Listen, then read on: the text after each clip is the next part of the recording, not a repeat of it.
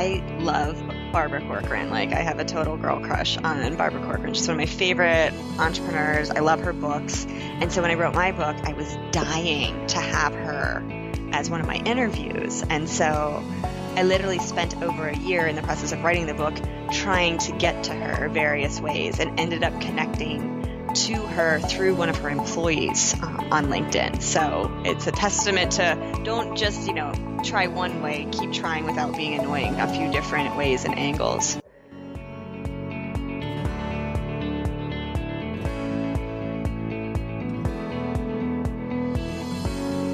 Hello and welcome to the Right Podcast, your source for inspiration in copywriting and content marketing. Listen in as I interview experts in the field and share entrepreneurial stories along with practical content marketing and writing advice, all to impact your life and habits as a content marketer. Welcome to the show.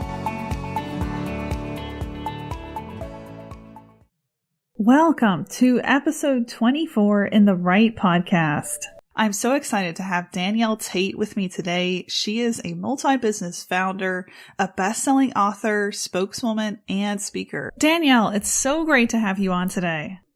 I'm really excited to be a part of your show. Thank you for having me. So to start out, I'd love if you tell us a little bit about your story. And I noticed that one publication that was telling your story was speaking about how you became an accidental entrepreneur, which is so interesting to me. So tell me how you fell into entrepreneurship and a little bit about your background. Absolutely. So I am very much an accidental entrepreneur. I didn't go to business school. I don't have an MBA. I actually have a bachelor's degree in biology. Oh, nice. And had intended to be a cardiologist. So to end up running a wedding tech company was a huge life, 360. And what happened was I took a day off work after getting married to change my name and had all my paperwork ready. And I went to get my new driver's license. And in the DC area, it takes hours, and it ended up taking me 3 trips to just get my new name on one piece of plastic. And I was so frustrated at the bureaucracy and just the waste of time that I thought, why isn't there something like TurboTax that simplifies this process? And so that frustration and then that thought were the seeds that sprouted into Miss Now Mrs., which is an online name change company. We condensed the 13 hours of hassle around changing your name after marriage into 30 minutes for $30. Wow. What a great elevator pitch. Thank you. We just hit our 375,000th customer a couple days ago. So congratulations. Pretty exciting. That is awesome. When you were speaking about becoming a cardiologist, I actually started out getting an RN degree, and I got halfway through and I realized that I just really didn't like it at all. I wasn't going to make a good nurse.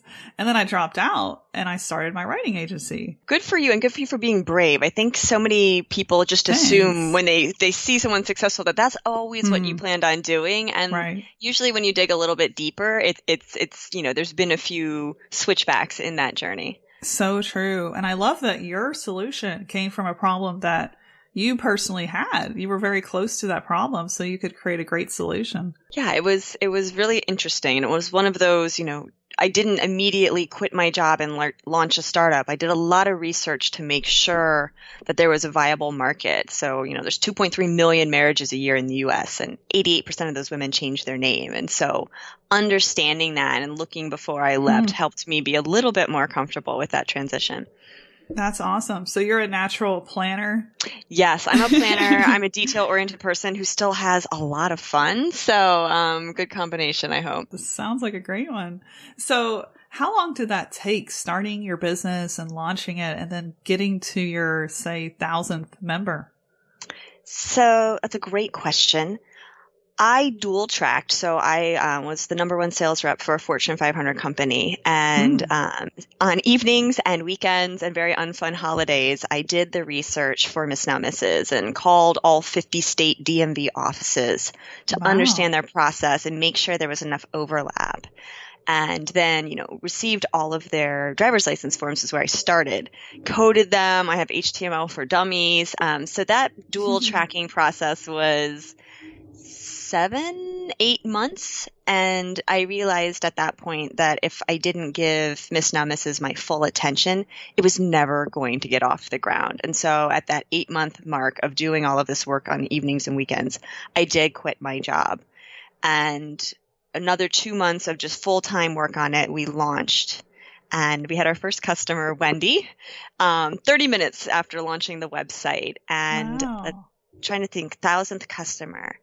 It's been a little while. I know that we were profitable from month 1, which means we recouped all of the money I had put into the company in that first month. So I would say, I think we probably did hit our 1,000th customer within the first 30 days. Wow, that's fantastic. So once you launched it, it climbed up there pretty quickly. It did, which was really validating to have, done something radically different and left an amazing job to launch a startup before that was a very popular thing to do. Like, it was really awesome to have that initial burst of excitement and validation. And that was back in 2007, is that right? Yes. Yeah, that was way back then when the internet was, fairly, I guess, new. We had internet, but like Facebook didn't exist. Twitter didn't exist. Like, it was a totally different ballgame to be in the e-commerce space. So we've learned a lot and changed a lot over the years to stay relevant. That's amazing. Yeah, my internet recollections go back around 2010. So that's why 07 feels, archaic to me. One question I'd love to ask you, people that get started in entrepreneurship, a lot of times I hear that those early days of putting in the effort, putting in the hustle, it's hard to stay inspired. It's so tempting to quit and give up too early or just not go after that dream. So how did you stay inspired in those early days of calling all those DMV offices and putting all that effort into beginning? I always advise new entrepreneurs and even old entrepreneurs, like, begin with the end in mind. I knew what I wanted. I didn't want to just start a startup to start it. I wanted the freedom to create my own schedule, to travel, to work remotely, to write my own paychecks. And so knowing that that's what I wanted and that's what I was working for made it easier to do that grind and hustle to get the company started. Something I didn't do because the ecosystem really hadn't developed, I didn't have a lot of female founder friends. And I wish I had. I'm very plugged in now. So I would encourage listeners who are thinking about starting up or who have started up to find the groups of women entrepreneurs in your city or your town and take the time, even though you're busy and you're tired, to hang out with them at least once or twice a month, because they're going to help you stay focused and push you when you need to be pushed and uplift you when you need to be lifted, because they know exactly the life you're living because they're living it too. That is so true. That's such good advice. That's one way I definitely keep inspired. I have several Facebook groups just for entrepreneurs that are actually my age group. So millennial entrepreneurship, that's the Facebook group that I'm in. And it's so inspiring to go in there every day and talk to people that are my age at the same stage in life. So what you said is very true. So the next question for you, Danielle, what are some ways that you used SEO to grow your business online? Any SEO content creation tactics that you relied on? Anything like that? Absolutely. I'm a content generating machine. Like, that's the laughing joke when people are like, "Oh, what's your title?" It's founder and CEO / content generating machine. So nice. That is great. Of course, everyone knows about H1 tags and, relevant SEO words on the pages of your website. But the blogging, the constant blogging around name change, married name change after marriage, celebrity name change has over the years given us a really great organic page ranking. And also strategic partnerships, looking for partners within my space, but not necessarily in the wedding space. While we do have very large wedding partners, finding out who was bidding on the same keywords of name change led to a very nice partnership with LegalZoom. Oh, because they were looking for people who needed a legal name change and bidding against me. I was looking for a married name change and bidding against them. And so we worked out a great partnership where we can service each other's customers if it's not in our particular service bucket. Wow, that is such a fantastic idea. How did you go about talking to them, inquiring about that? I'm one of those resourceful people. It's one of those true entrepreneur skills. It's, trolling the internet, who manages keywords at LegalZoom? Obviously that Google search didn't reveal anything, but going through LinkedIn profiles and messaging people and digging around to see who was, writing blog posts somewhat around that topic from that company was really how I wiggled my way in there. That is fantastic. That's how I go about just approaching companies that I want to work with. I'm like, oh, let me look up their VP on LinkedIn, and I reach out, and I am super authentic about it. I'm like, hey, I love what your company stands for. I think we can have a great connection. And I don't know them. They're a total stranger, but it works a lot of the times. It does. And sometimes you have to follow up. Like, I love Barbara Corcoran. Like, I have a total girl crush on Barbara Corcoran. She's one of my favorite entrepreneurs. I love her books. And so when I wrote my book, I was dying to have her as one of my interviews. And so I literally spent over a year in the process of writing the book trying to get to her various ways, and ended up connecting to her through one of her employees on LinkedIn. So It's a testament to don't just, try one way, keep trying without being annoying, a few different ways and angles. So that took you a year? It did, right? That's as the amazing. book was going for final editing, literally like it had been sent. I heard back and she had answered my questions. And so we were able to, I knew where they would go. And so we were able to put them in like literally at the 13th hour. That is amazing. What a testament to not giving up. I love that. You are tenacious. Yes. So another question I had for you, I saw that you contribute to Forbes, Huffington Post, and Fast Company. Those are, of course, very high value guest publication sites. And for those listening who are pursuing possibly getting published on those platforms, what was your approach to being accepted there? So it's twofold. One, just being a content generating machine and writing a great blog. And, when you write that blog post, putting it out across Facebook and Instagram and social media, and even, sending it to relevant people within organizations like Fast Company Inc., saying, hey, I just published this. I thought you'd be interested.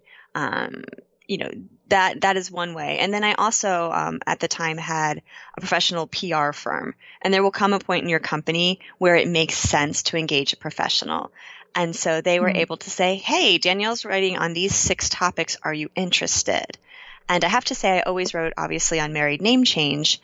And this firm pushed me to write a business article. And I was like, I can't write a business article. I have a bachelor's in biology. And so just write one. So I wrote this article out of spite, and Fast Company picked it up. And so then I wrote another one, and Forbes picked it up. And through this process, I learned that I have a very unique viewpoint on entrepreneurship because I don't necessarily have the same business background as many entrepreneurs. And so that was sort of the impetus for writing a book that gave this fresh angle on here's how you do it as a normal person, as a woman. So I encourage everyone to write great stuff. And if you shop it around and no one's interested, publish it on your own blog, publish it on Medium, publish it on Mogul, one of those sites, and then spread it around and put it on your LinkedIn profile. And eventually you will gain the attention of who you're trying to get in front of. That is excellent advice. So what were your strategies whenever you created content? Like, let's say at the beginning and then versus today, what were some things you were doing back then that helped you early on to gain traction? So early on, it was just, everything, I always say to write about things that break your heart or things that make you angry. I don't necessarily do that all the time, more so on the entrepreneurship side. But, for Miss Now Mrs., it was, there's 50 states. Every state has a different DMV process. So I could I write very short posts. I write 3 to 4 paragraph posts, like snippets, because no one wants to read 800 words on name change. They want to know the tips, the tricks, what they shouldn't do, cute image, and they're done. So in knowing what our audience was looking for and having sort of endless expert knowledge on all of these different forms, all of these different states, and then layering in, okay, we're newlyweds. We had to expand into a newlywed blog because no one wants to come to a married name change blog. And if they do, it's for a very short window of time. So then we added in relationships and travel and in-laws and holidays and just handling all it is to be a newlywed. So that was the strategy behind that. Wow, that's fantastic.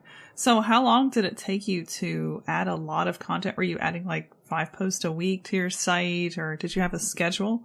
We did two posts a week. So two posts a week for almost a decade sort of adds up over time. Yes, I can imagine.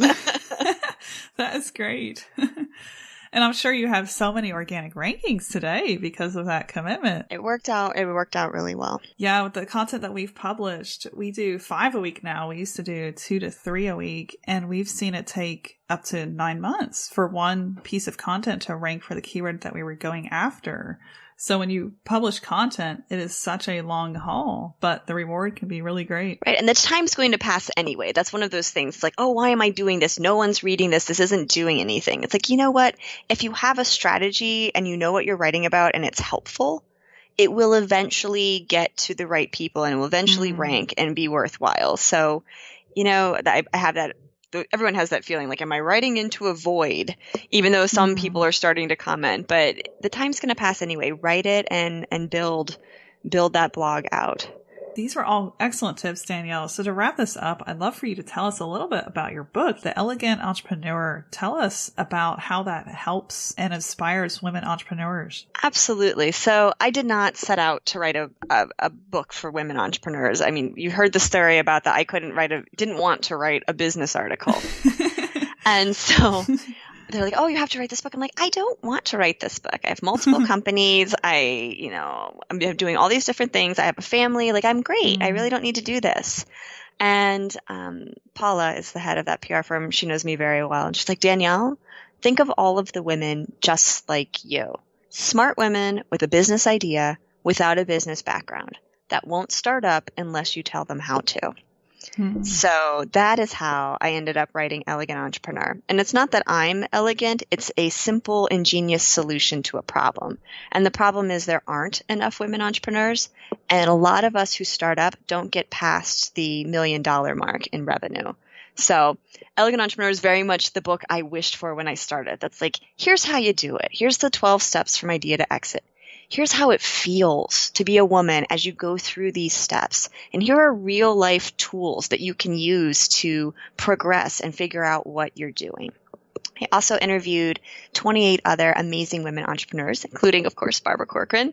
And they shared something really meaningful, not a trite little business tip, but like a story or something that happened that if they had known about it sooner would have had major impacts on their companies and their lives. Wow, that is fantastic. Well, Thank that you. is on my wish list, so I'm probably going to buy it. It's the top-rated startup book on Amazon, so apparently Wow, I did something. That's awesome. I was just going to ask, where can we find it? It sounds like it'll be easy to find. Yeah, it's on Amazon, it's on Audible, it's an audiobook, so yeah. Well, thank you so much for coming on the show, Danielle, and sharing some of your strategies. Really appreciate it. Thank you for the opportunity. It was great.